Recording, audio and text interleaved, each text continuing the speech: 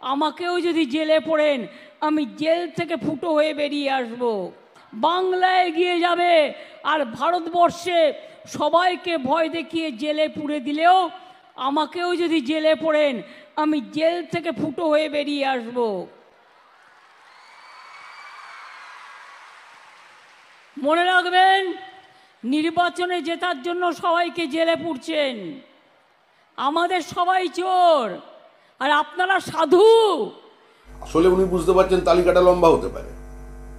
লালু প্রসাদ, জয়ললিতা, শিবু সোরেন, মধু কোড়া এবং সবশেষে হেমন্ত সোরেন, আবার একদম কাছাকাছি, পাশাপাশি, পশ্চিমবঙ্গের লাগোয়া। জেলে যাওয়ার কথাটা এখনো পর্যন্ত মুখ্যমন্ত্রী কেউ বলেনি। উনি কেন বলছেন? আতঙ্ক থেকে। তবে অন্য একটা দিক আছে, মুখ্যমন্ত্রীর এই বক্তব্যে অনুপ্রাণিত হয়ে জেলে বিশৃঙ্খলা লেগে যেতে পারে। মুখ্যমন্ত্রীর বক্তব্যে উত্তেজিত হয়ে বিভিন্ন জায়গায় বন্দীরা কিন্তু জেলের ভেতর পশ্চিমবঙ্গে দেওয়াল ফুটো করা শুরু করতে পারে আজ রাত্রি থেকেই। খুব বিপজ্জনক বিষয়। মমতা আরো বলছেন, চিৎকার করে বলছেন তৃণমূল গরু পাচার করেছে, বিএসএফ কি করছিল? কয়লা চুরি করেছে, সিআইএসএফ কি করছিল?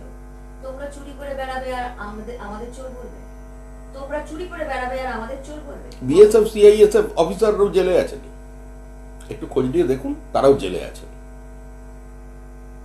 পশ্চিমবঙ্গে পাচার বন্ধ করতে গেলে কোনো একটা বাহিনীর পক্ষে সেটা সম্ভব নয়। যদি শুধু পুলিশ চায় পারবে না, শুধু বিএসএফ চায় পারবে না। প্রয়োজন হচ্ছে এই দুর্নীতি বন্ধ করতে গেলে বিএসএফ, পুলিশ, স্থানীয় মানুষের সচেতনতা এবং সর্বোপরি রাজনৈতিক ঐক্যমত্য।